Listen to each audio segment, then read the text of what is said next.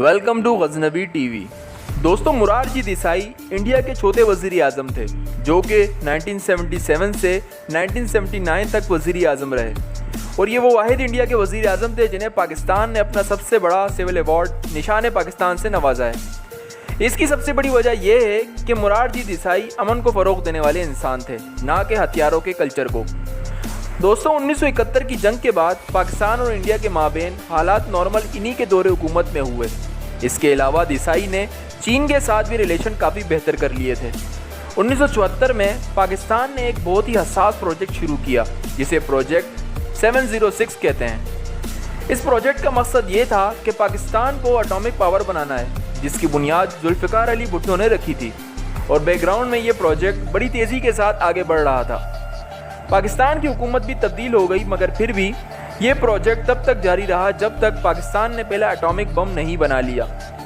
दोस्तों, प्रोजेक्ट 706 को काहोटा प्रोजेक्ट भी कहते हैं। इस मकसद के लिए न्यूक्लियर फैसिलिटी काहोटा में काहोटा रिसर्च लेबॉर्ट्री के नाम पर रखी गई, जिसे अब खान रिसर्च लेबॉर्ट्री कहते हैं। पाकिस्तान इस प्रोजेक्ट को मुकम्मल तौर पर खुफिया रखना चाहता था, मगर इसराइली मोसाद हमेशा पाकिस्तान के हवाले से इनसिक्योर ही रही है। मोसाद के लिए इस जगह पर काम करने वाली एजेंसी इंडियन रॉ है। दोस्तों, रॉ ने पता लगा लिया कि पाकिस्तान खुफिया न्यूक्लियर प्रोग्राम पर काम कर रहा है, लेकिन पिन पॉइंट जगह पता लगाने के लिए पाकिस्तानी साइंसदानों की सर्विलिंग की गई। इस दौरान रॉ के एजेंट ने काहोटा में मौजूद इस बार्बर शॉप से कुछ बाल चुराए जहां पाकिस्तानी साइंटिस्ट बाल कटवाने आते थे। रॉ एजेंट ने बार्बर शॉप से ये कटे हुए बाल चुराए और ये बाल टेस्टिंग के लिए बेच दिए गए। इन बालों को टेस्ट करने पर कुछ रेडिएशन को ट्रेस किया गया। काहोटा लेबॉर्ट्री से ताल्लुक़ रखने वाले साइंसदानों के बालों ने यह साबित किया कि काहोटा में ही प्लूटोनियम रिफाइनिंग हो रही है। दोस्तों, ये हेयर टेस्टिंग वाला वाक़या इंडियन रॉ के पहले डायरेक्टर रमेश्वर नाथ की तरफ से की गई है। अब इस बात में कितनी सच्चाई है हम नहीं जानते। बहरहाल इंडिया ने ये कन्फर्म कर लिया था कि पाकिस्तान खुफिया तौर पर एटॉमिक बम पर काम कर रहा है और यही वजह थी कि इंडिया और इसराइल इस दौर में काहोटा पर अटैक भी करने वाले थे, जिस पर बरवक्त कार्रवाई करके पाकिस्तान ने इन्हें रोक दिया।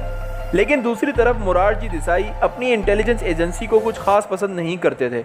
वो समझते थे कि इंदिरा गांधी ने रॉ एजेंसी इसलिए बनाई है ताकि अपोजिशन लीडर्स की जासूसी की जा सके।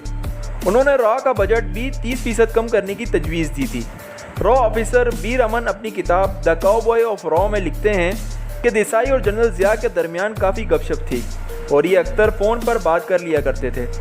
इन्हीं दिनों में देसाई ने फ़ोन पर बात करते हुए जनरल ज़ियाउल हक को बताया कि हम तुम्हारे काहोटा में खुफिया एटॉमिक प्रोजेक्ट के बारे में जानते हैं और बहुत सी हसास मालूमात भी लीक कर दी, जिसके बाद पाकिस्तानी मारखोरों ने रॉ के बहुत से इंटेलिजेंस एजेंसी के बंदों को पकड़ा और कईयों को तो मार दिया और तमाम इंटेलिजेंस सबूत भी तबाह कर दिए।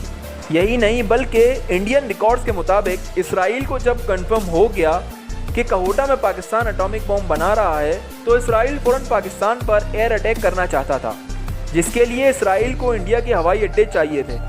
सो इसराइल के फॉरेन मिनिस्टर्स मूसिद अयान ने देसाई से मुंबई में खुफिया मीटिंग की ताकि पाकिस्तान पर एयर अटैक करने के लिए इंडिया के हवाई अड्डे इस्तेमाल किए जा सकें, मगर देसाई ने इसराइल को यह फैसिलिटी देने से साफ इनकार कर दिया।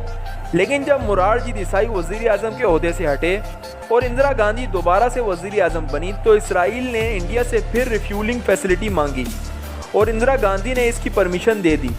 यानी इंदिरा गांधी ने भी इसराइल को पाकिस्तान पर एयर अटैक करने के लिए अपने एयर बेसिस को इस्तेमाल करने के लिए इजाज़त दे दी, मगर पाकिस्तान के क्विक रिएक्शन और काहोटा के नज़दीक एयर डिफेंस बढ़ाने से ये एयर अटैक रोक दिया गया।